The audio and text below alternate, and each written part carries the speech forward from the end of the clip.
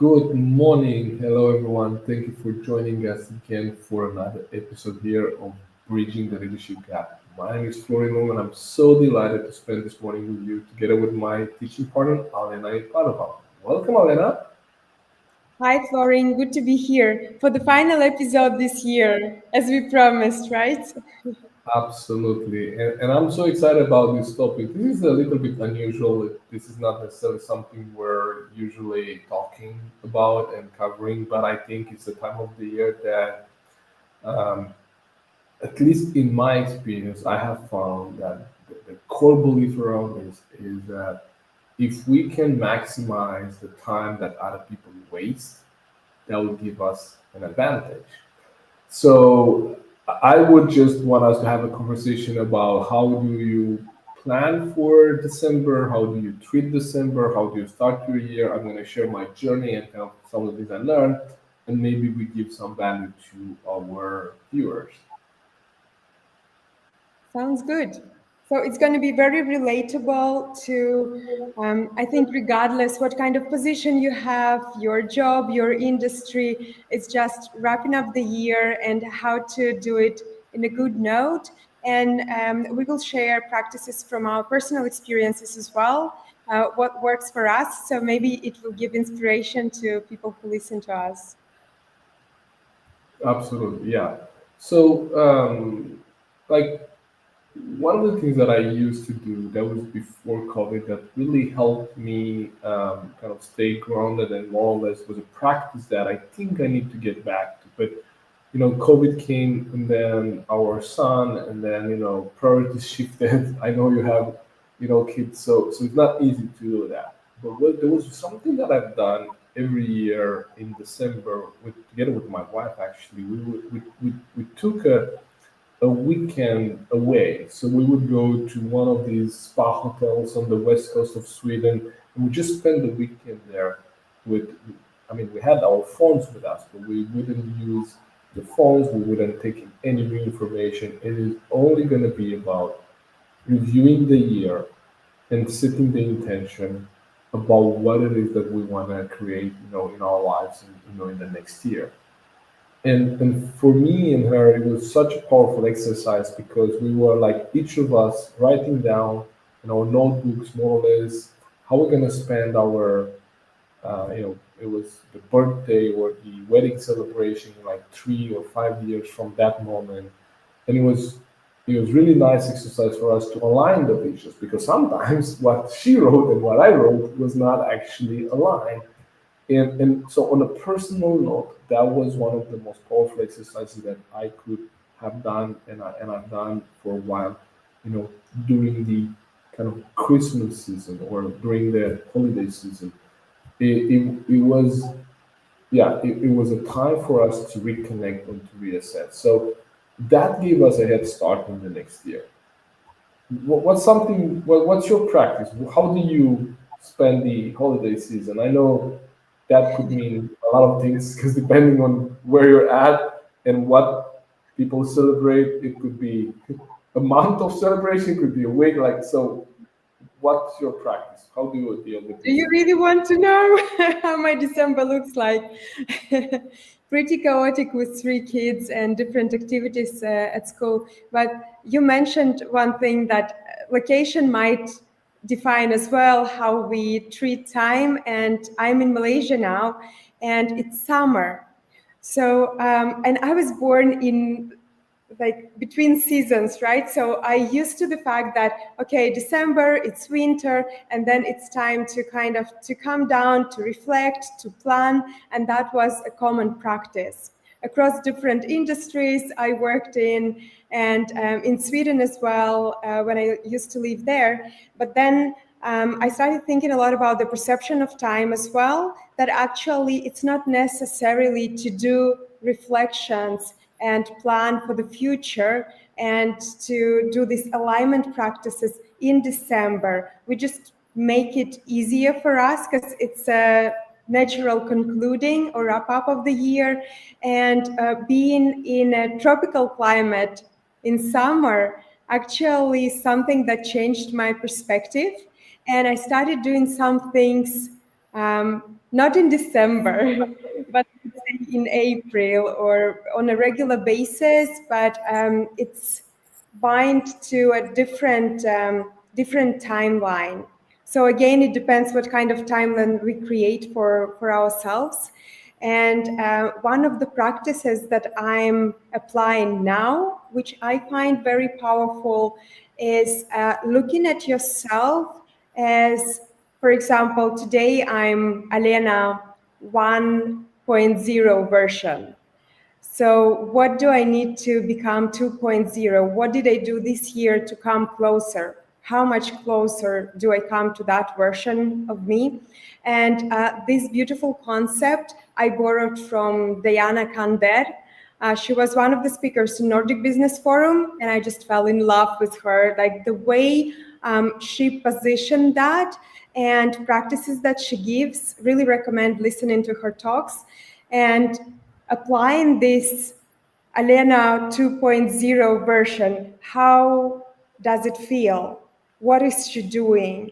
And how can I today step into that version of myself? This is something that you can do not only in December, but on a regular basis, just to check in with you. So this is one of my newest practice this year. Wow, that's so powerful.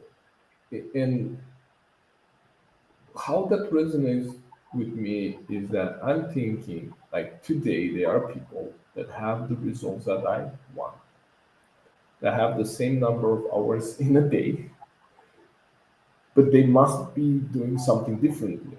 So the Florin 2.0, how is Florin 2.0 spending his time? How is Florin 2.0, if we go on with that framework? How is Florin 2.0 spending his Christmas Day? If we just want to take one day, how is Florin 2.0 spending his birthday? I have found that the you know there is two perspectives. Whenever I walk leaders through exercises like that to more or less look at the future, visualize. There is two versions of that. One is an important day. That meaning, if you Christmas is an important celebration for you, that's it. If New Year is something important for you, that's it. Maybe your wedding anniversary. I like to look at the birthday, right? So if you think about your birthday and how Alena 2.0 would spend her birthday, that tells us a lot about what you value and your priorities and how you would actually like to spend that, because that's an important day and most people can think about that. They can visualize a birthday. Okay. And the second type of picture is any given Tuesday. Okay, so how Alena 2.0 spends her birthday, but also how Alena 2.0 would spend any given Tuesday in 2026. Right? Because that's what we're talking about here. People may have an image of how they spend their Christmas, or they're thinking about the New Year, or they're thinking about what they want to do with the team. Maybe the Christmas dinner that I know it's, Yulbud, it's something very popular here in the Nordics. But how you spend any given Tuesday in December is going to either put you in a position to actually have a head start in 2025, 2026, or whatever the next framework is. If we work with the New Year right now, because at least here in Europe, it's December, so we can see there's a new start. There's the closing of this season in December. There's a new start. A new season starting in January. But if you are in a different calendar, maybe that start and and of a new season, it's in a different month for you, as you say, it's in April, for example. But it doesn't really matter. There's a closing of a season and there's an opening of another one. And this is usually a time for us to maybe take stock of what we've done, maybe some of the things that we want to do differently. But what I have found is that if we're able to maximize the time that people are wasting in these periods, actually we get a head start. And where did I get this idea is that I don't remember where I heard this, but there was a metaphor saying, I think someone made a statement like, I can beat any Olympic athlete in the 100-meter run. I can beat them. I'm not a faster runner. I'm not fit at all. But if you give me an 80-meter head start, I can beat them. I can run the 20-meter, faster than they can run the 100-meter. So what we're saying is, whatever the start of the season and the end of the season is for you, if you're using that time to get a head start, right, you're gonna beat any athlete. You're gonna beat, the faster runners. And so, for me, December or the in summertime in the Nordics as well, when July no one does anything, everyone takes 4 to 6 weeks off. That's when I'm building my competitive advantage. That's when I'm taking a head start, and that's where this being kind of my learning model that happened, on my journey. That's kind of how I developed my skills, and while I was still kind of in the job, I used these dead times, the lunch break, the commute time, all these things that added to something, and then it created an advantage. Does this make sense to you at all? Yeah, I'm curious while I'm listening to you. I want to hear some more examples. As you are speaking about the Head Start, what is Head Start for you? Let's take December now. We are all here. So, what is the Head Start? How do you create this for yourself? How does it look like? Yeah, so Head Start is actually, I am closing the projects that I have open. So there are other projects that either are gonna continue in 2026, or there were things we tried, and then now we're gonna just put that on the side and then try and do something else.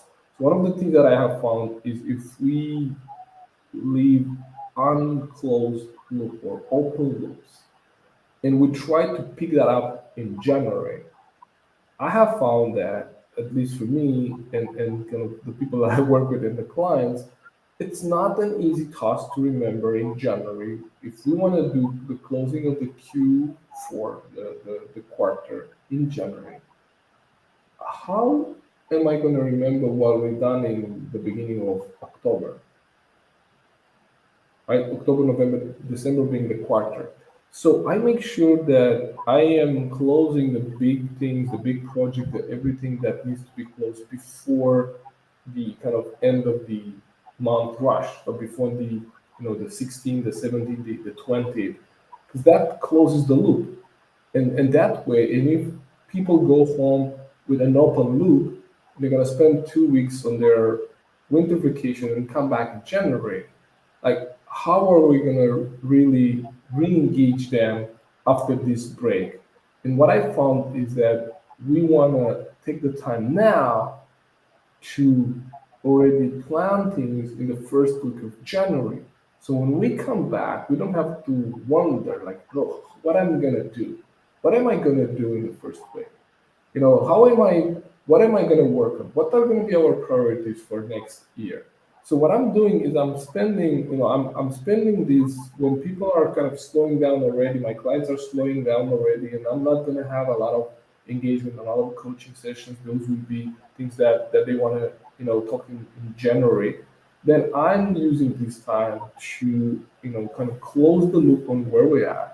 Already do my planning. If I look at my calendar, I already have things planned in January to already April that I know are going to happen in my calendar. So I'm taking this time to close the loop on what has happened, and to already set the things on my calendar.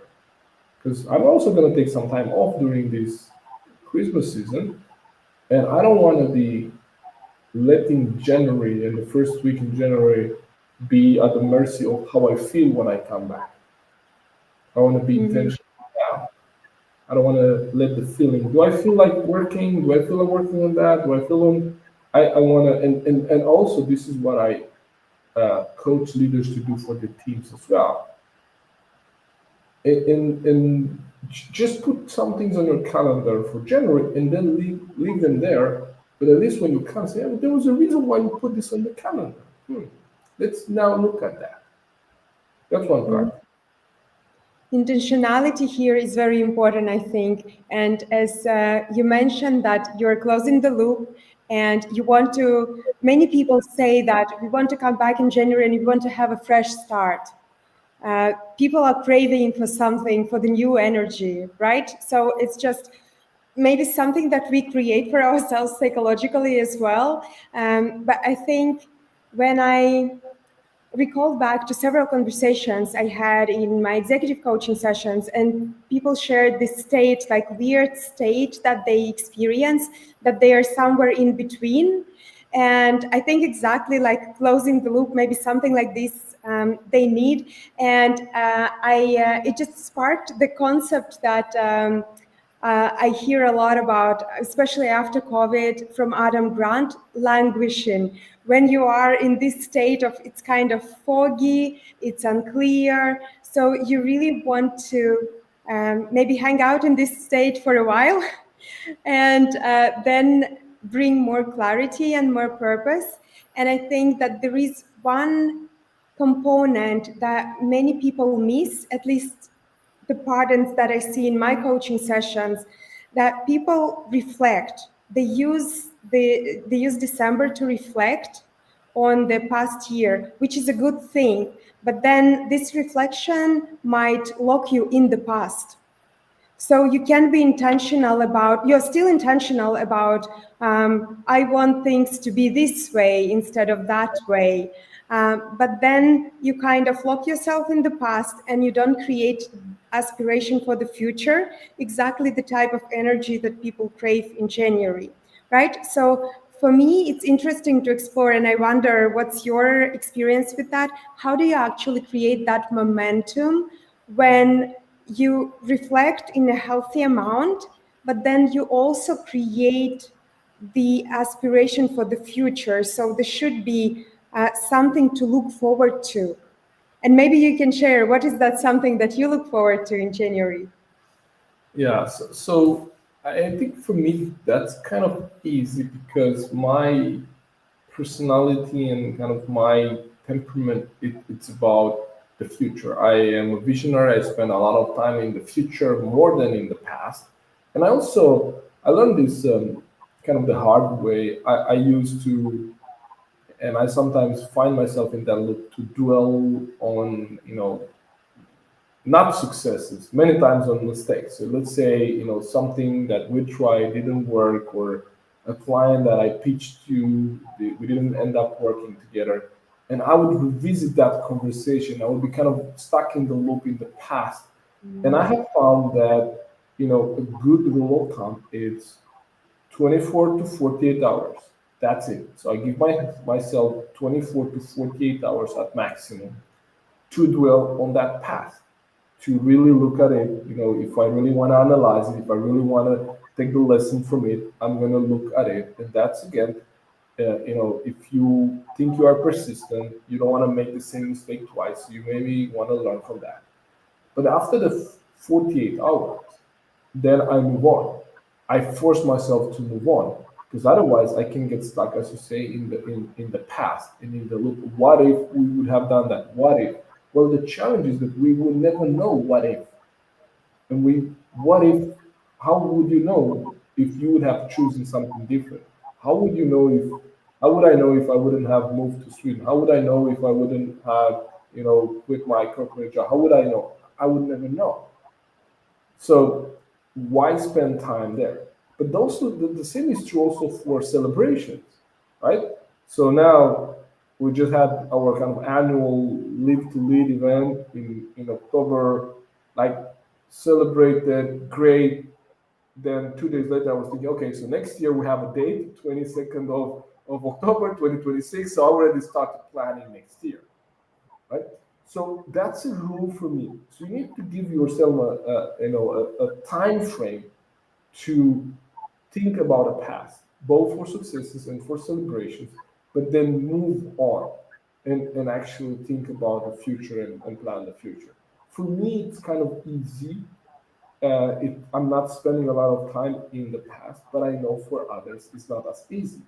The more analytical individuals, they spend more time analyzing and looking at situations. And so if you give yourself a time frame, that will be a prompt for you. Okay, it will be a prompt. Okay, so but I said that I'm only gonna spend 48 hours on this. So having a time frame, whatever that is for you, if you feel comfortable with 7 days, do that. But whatever it is for you, the faster you move on to the future, the more chances you have to design it. Because here's what I know: yesterday And and tomorrow is not yet here. yeah, yeah, So, that's true. so the only thing we can change is the future, not the past. I'm thinking now about like our reflections here because we run our own business and we might be in a different situation. And then we also have people who, for example, are in different roles and they might lead teams, right? So we have twice like double job here to create this energy for ourselves, to motivate ourselves, to close the loops. And then we also have a responsibility to bring people on board and create this energy for them, because we also talk about engagement, motivation, work satisfaction, all those things we want to refresh and bring them to the next year. So what could be the practices in your experience that can help you? Let's say you're a manager and you have a team, and then you really want to give this head start to your team to get back in January, to feel the energy is refreshed. What could be super practical that people can do to actually go one level up closer to 2.0 version with your Yeah, team? yeah. I think that's a great question. And what I was doing when I was leading my team, and what I guide some of my clients to do is to actually use this time differently. What I mean by that is this is the time that is very easy to overlook. There is in when you close a loop, when you close a season like December right now in Europe, things tend to slow down. Your clients, your suppliers, your stakeholders are going to slow down. And that's the moment when you want to accelerate, but not accelerate on focusing on them. Because if you are a manager in today's world, probably you have to balance and juggle your priorities between the clients, the suppliers, the stakeholders, and your team. So, what I advise is that in this moment, you put your team first. The way you create that excitement for the future, the way you spend time to close the loop with your team is because you have fewer client meetings, then you could have more time with your team. And I'm not saying that you should have, a Christmas party or another, Yule good or a Christmas dinner. Those are part of it. But that's not where you create the connection. That's not where you give people feeling that they are seen, that they are included, that you care about them. Is you gonna guide your team? So what we share is good for you as individual, but also how do you guide your team through the same process? So it's your job as a leader, as a manager, to actually now plan some time. So if your December is slower, plan some one-on-ones with your team and then guide them through the same process. Hey, it's December. Let's look back a bit, depending when you had the last review. Let's look back at the last couple of months. How does it feel for you? How was work? What are you excited about next year? Right? What do you love about working here? What are you excited about next year? So many times we don't ask this question. I mean, you have your own clients that you work with and you coach. How many times do they tell you, "Look, Alena, I'm asking my team what they are excited about next year, and here is what they tell me." I have one client like this Well, they're the who exception. also, who also organized and she's working with remote team, and she organized like remote celebration for the team, not just like for Christmas, but it was for the team. And this is incredible what you can do. But then you also need to think energy wise in order to be creative, in order to be curious about people. You want to have this energy with you. And if you don't have it, then you need to work on that. I think to generate it and to find the ways, and also to get some inspiration, seeing how others are doing that, because there are so many ways to add the spark and to add this appreciation, which is genuine. It's not something, it's not like scheduled one-on-one or performance review. This is something that you do from your heart. And when you mentioned, Florin, that use this time for one-on-ones, I had immediately in my head that this is the, you need to have conversations. This is the time to have conversations, not just for the sake of, it's because of connection with people, but also this is the time of the year when people feel this in the air. So you have all of those small things going on. The environment is changing. People are looking forward to something.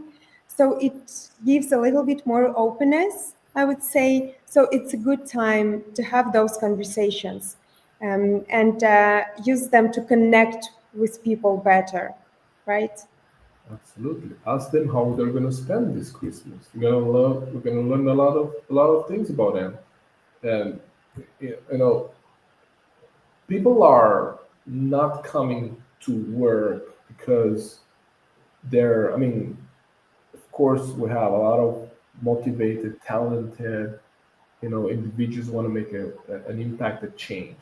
But we also have people on our teams that come to a job. So they come to a job to finance their private life. And then if we are, ignoring that, we're leaving out a big motivator for people. So learning and asking, how are you going to spend your year end? Are you going back and visiting your family if you're an international, or are you spending with friends? Are you traveling? How do you? It tells us a lot about their priorities and their private life, which allows us to then be able to motivate and adjust the work situation to that. So if someone tells you, now, we're going to have a child. Oh, okay. So I'm taking a mental note about that, or I'm visiting my family in Romania. My parents are retired.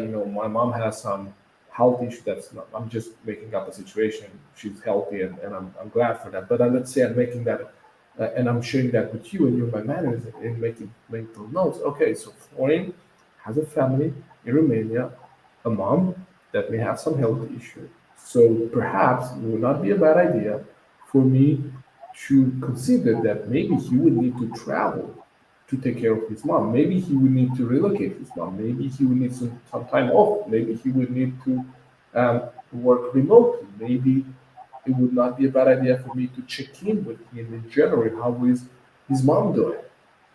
Like, nothing very complicated, but that's how you say, that's where connection is made. That's what actually motivates people. That's how we can use this time that otherwise would be, I will say, would be wasted, because we can get busy with doing more work or trying to close the books or something that we think it's um, needs to be done right now, or maybe people put things on our agenda.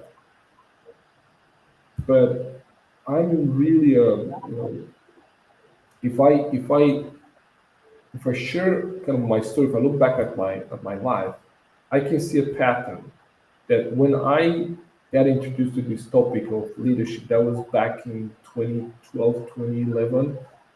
I was in Romania working for an automotive company, commuting for about 90 minutes one way by bus at a very kind of start when we moved the our offices to that new location and I started to commute, I got motion sick. I couldn't really, handle the entire journey. But then my body get used to that. And then I started to read. And while my colleagues were reading newspapers and magazines, I was reading books. While they were listening to music, I was listening to audiobooks. I was listening to podcasts. I was listening to, you know, tapes and CDs and cassettes, whatever I had. I moved to Sweden, and when I moved to Sweden, I started to commute by car, 25 minutes one way, and then we had this 42 minutes lunch break. That was everyone got it. Like I didn't need 42 minutes to have my lunch. If I had the lunchbox, I could eat in 20 minutes, and I would use the other 22 minutes left to again study on the subject that I was interested in. At one point, I made a calculation. If I added the 25 minutes one way and then the lunch break, it would be about 90 minutes a day that I dedicated to leadership, to development. And in a year, it was about 300 hours. If you just take 200 working days, it's like 300 hours in a year. It gives you perspective. Exactly, right? So when I say your advantage lies in utilizing, maximizing the dead times or the time that other people waste, this is what I mean. In between Christmas and New Year's, at least here in Europe, there is a golden opportunity. There is a golden opportunity. Things are very, very quiet. You can definitely spend your time, and have some nice activities. I like cooking and I do that. But when our son takes a 2 hour nap during the day, I'm back at my computer. I'm picking up a book. I'm picking up something.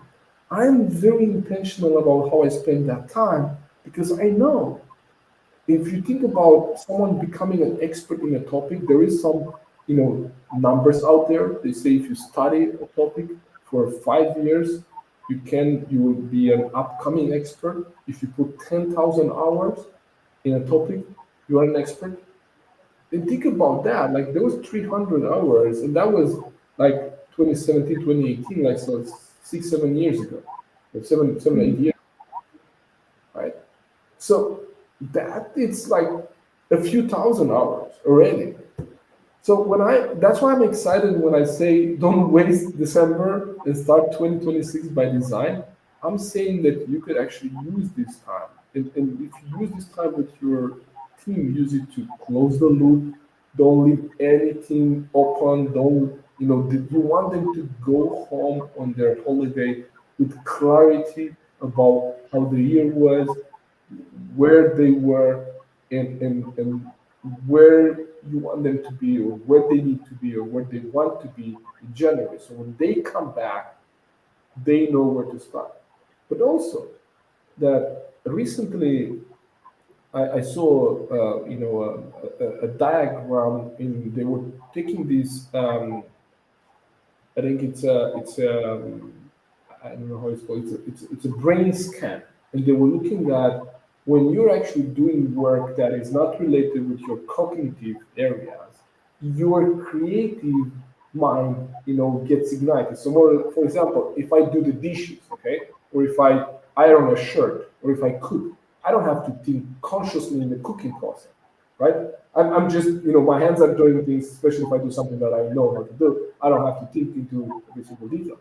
That's when my mind goes on and now processes my experiences, finds solutions to the challenges that I have, and goes on and actually, you know, um, processes all the information.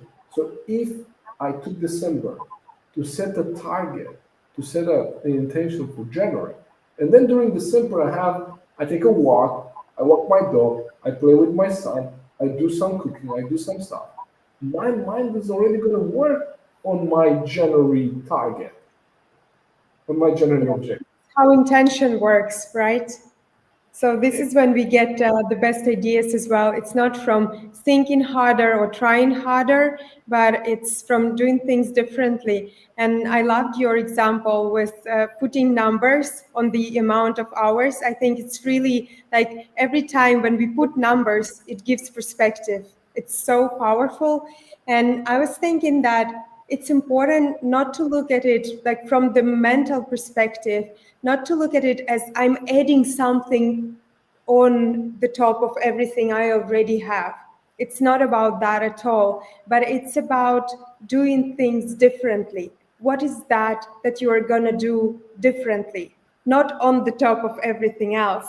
And I think that this mental shift is also very powerful and exactly something that allows you to move closer to the version, like to the next version of yourself.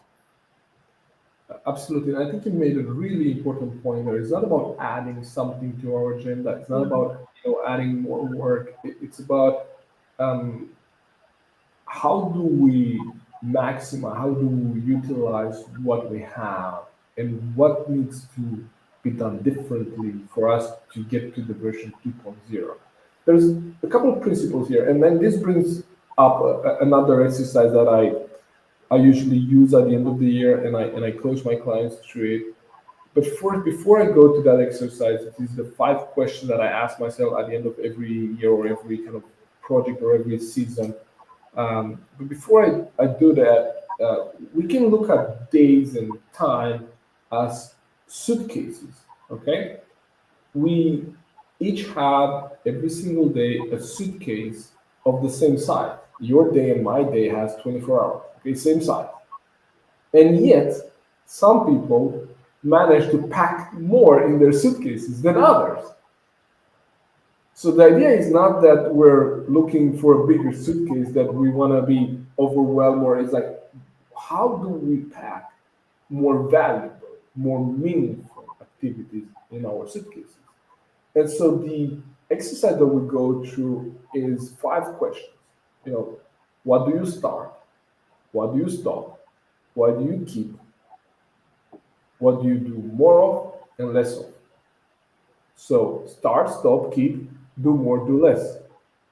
And if it's not do, then another verb. But this is 5 questions that if you spend a bit of time in your December here, you just think about, okay, so looking back at this year, looking back at this quarter, looking back at December, what will I have to stop doing to get to the version 2.0? What would I have to start doing? What works well? What do I keep doing at the same level? What do I need to do more of or less of? So if you go through these 5 questions and put 2 or 3 things in each of these categories, you have already a plan for January. So this is a good advice to take. And I think that we are going to wrap up on this beautiful note. Should we summarize with the practices? What do you think, Florin? I think so. Yeah. If I'm looking back, so more or less what we want to pass on, the message that we want to pass on, we overestimate the impact or what we can do in one year, and we underestimate what we can do in one day or 1 month or 1 hour. And we're underestimating the compounding effect of those minutes and hours. So what we're saying is, it's very easy to think about 2026 as a long year and then postpone this and procrastinate and do this in January. So the whole idea is, if you maximize, if you utilize the time that other people are wasting, you're going to have an advantage. The head start and the metaphor that we use with the athlete, that if you use your December to get your 80 meters head start, then you can actually beat anyone in January. And then if you close the loop on the things that are open and you put some intentions for January, your mind is going to work on that while you're enjoying your holidays. And I think the 5 questions, right? What do you start? Mhm. Yeah. Start, stop, keep doing, do more, do less. I think that's kind of summarizing. Did I Yeah. miss something? Yeah, you've done it perfectly. And I just add about this 2.0 version. Think about it, how close you are to this. Create this vision, and we talked today about vision and generating energy for the next year. You should have something you look forward to. You should wake up and feel excited. If excitement is not there, if you're not looking forward to your day, then something is off and you need to work on it, right? So we are here to make a difference, not only for ourselves but for others as well. So think about it, create the version of 2.0 version of yourself. How do you feel? What's your being? And what's different there, and then you can use it as a baseline for the evaluation. How close am I to this version today? And use this in December and continue building up in January as well. It's going to be helpful. It's coaching. It all comes from coaching. So this is also a sign how powerful coaching can be in our growth, in our energy, how we show up for ourselves and for others.